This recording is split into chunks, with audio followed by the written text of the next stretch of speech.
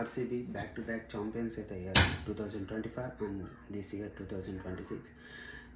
ఈ విధంగా ఇప్పటికి 2 టీమ్స్ అయితే అయ్యాయి. చెన్నై సూపర్ కింగ్స్ అలాగే ముంబై అయితే ఈ విధంగా బ్యాక్ టు బ్యాక్ గెలిచారు. నా ఆర్సీబీ జాయిన్ అయింది.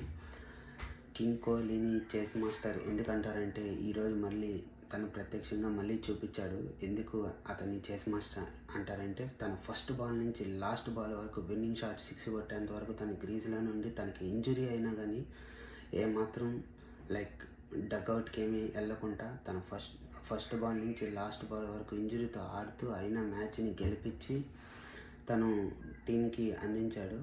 సో అందుకే తనని king maker, king Kohli, game changer అన్నీ అంటారు.